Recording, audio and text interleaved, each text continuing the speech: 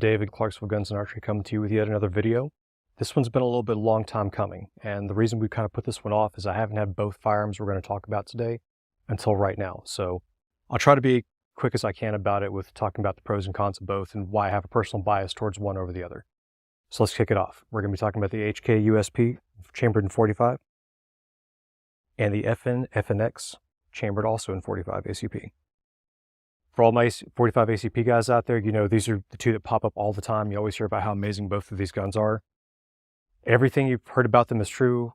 Everything you've heard about them is also not true. So I'll try to go over that as much as I can. Let's start with the older one first, with the H&K. So again, we'll go to this quick safety check here. Okay, so the USP came around the early 90s.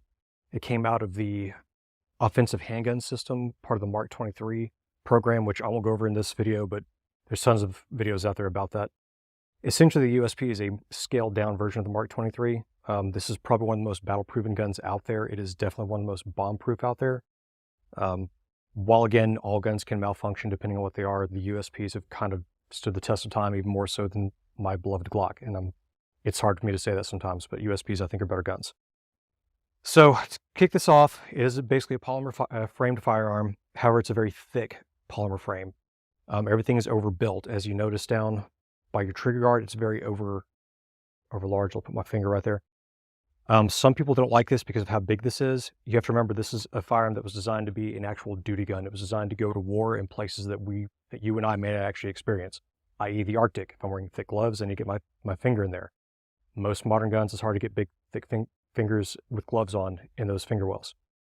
Controls are very much like a 1911 in some ways. What I mean by that is that the trigger's down, I can carry it cocked and locked to where if I needed to fire it, I could just swap it down and be in single action mode. Also, I can carry it in double action. So if I really want that heavy first round trigger pull, it also acts as a safety. I get that. And of course, the gun will go bang and give me a nice single action pull.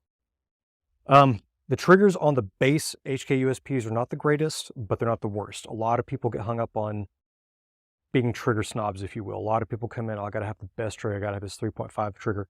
It makes you a good shot at the range. Most people who've ever had to use a handgun in combat will tell you it can be a 5-pound trigger or a 20-pound trigger. You can still pull that thing if you need to. So I don't get hung up on that. Last but not least, in the 90s, this is a big thing. Most 45s by then were about 7 to 8 rounds. We're talking 12-round magazine. Now remember, today's standards as of 2023, yes, there are bigger options out there, but if we go back to the magical time of the early 90s, 12 rounds was a lot. And in a way, it's still not bad. It's still better than most offerings out there. The final thing about this, I'll go over real quick, kind of messes with the people. It's not a traditional button magazine release. You have a lever right here. I'll push it with my thumb just so we can see it.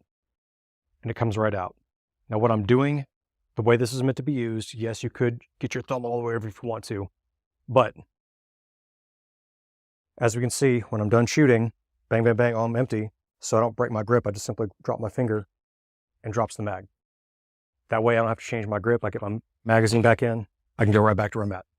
So it does take a little bit of a learning curve, but that's what makes this gun awesome. And I'll show you the internals in the thumbnail because there's a recoil assembly in here that soaks up a ton of recoil. And I'll get back to that in a minute. The newer one, the one that probably most people look for now, is the FNX 45. What's cool about this one is it came out around 2004, 2005. It was called the FNP back then. There's a few minor differences. But this is one of the first guns commercially that you could get with an MOS cut on it or an optic cut. This particular one does not have it on there. Can I do a quick check, make sure it's unloaded?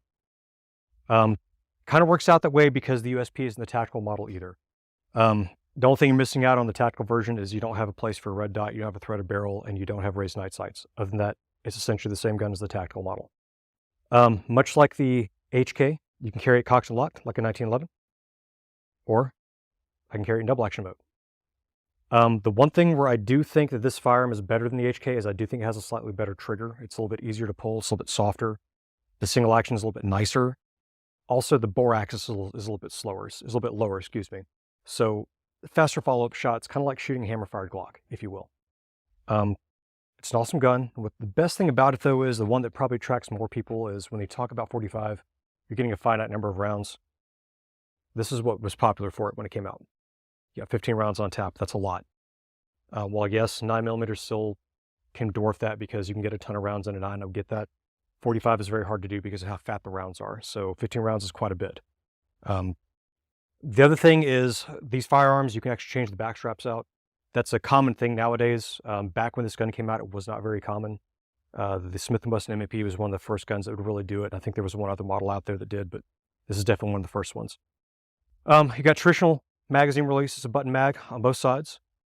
You do have another thing I forgot to mention about the HK. This has an actual Picatinny rail on it. The other real downside to the HK is it has a proprietary rail. That might make or break some of you depending on your preferences. For me, it's not a big deal, but some of you it might be.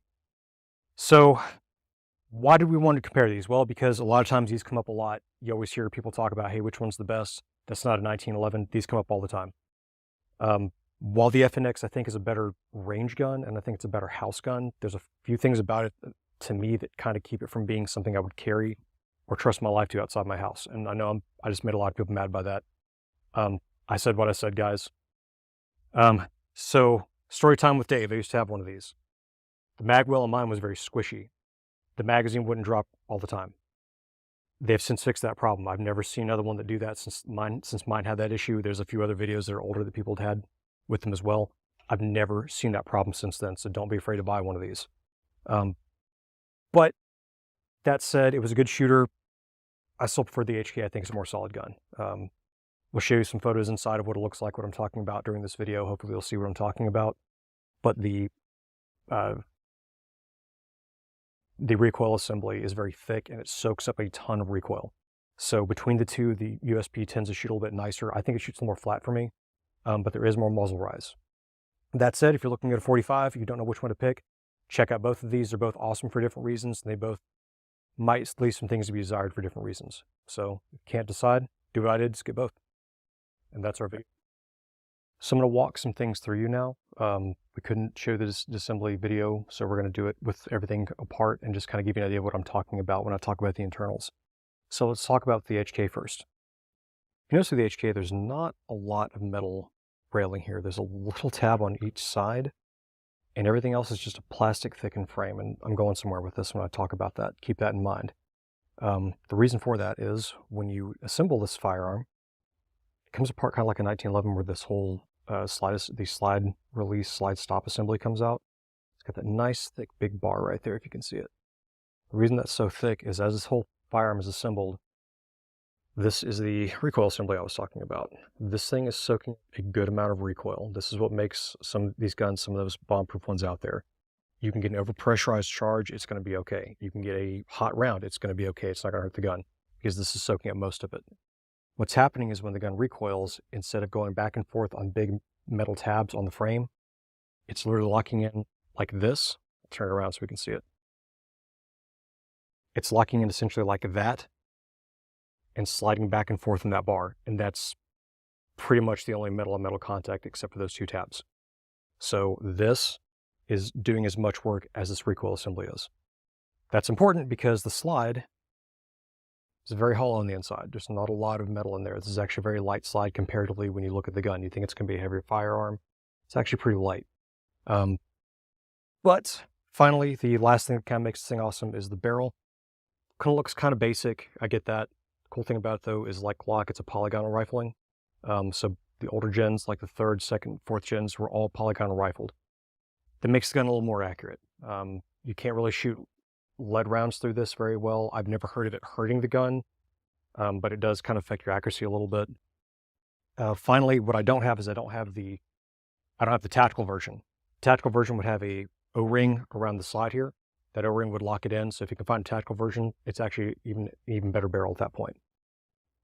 Finally, let's go over here to the FN. The FNX is a more contemporary-based firearm, so you do have your big metal inserts right here that the slide rides back and forth on.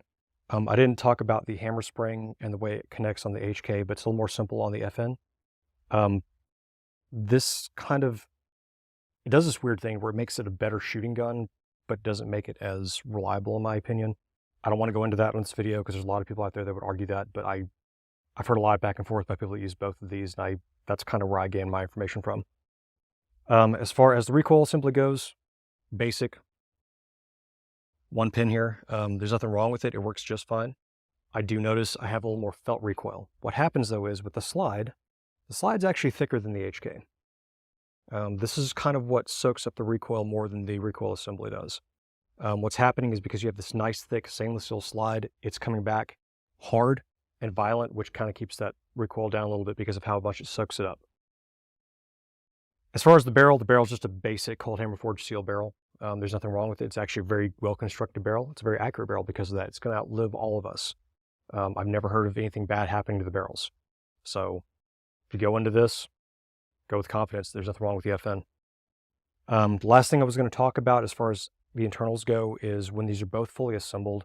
I mentioned before the height radius, the bore axis. As we can see, the FN's a little bit lower, so it does have a little bit more return when you're coming back on target. I don't think it matters that much. There are people that argue that, and I'm sure if you're going to split hairs, that's the thing. I never noticed it. Having boned both of these, I will tell you I shot them about the same. What it came down to for me is just I liked the little more reliability from the HK, and I liked that it shot a little more accurately at distance for me. But that's a me thing. So again, internally these things are pretty awesome. They're very well made, very well constructed. If I had to give an edge, it's going to be to the HK, even with the lower round count. So hopefully we've gone over that as far as the internals go. I could go over more to this, but the video is going to be too long if I do. Just do your own research, understand what we're talking about, have fun. These things are both awesome, man. Check them out. And that's our video for today, guys. Hope you guys enjoyed it. If you like this kind of content, subscribe. Let us know how we did. Even if it's negative reviews, I still look at it. I still get a giggle out of it. I know everyone else at the store does. Come on by and see us sometime.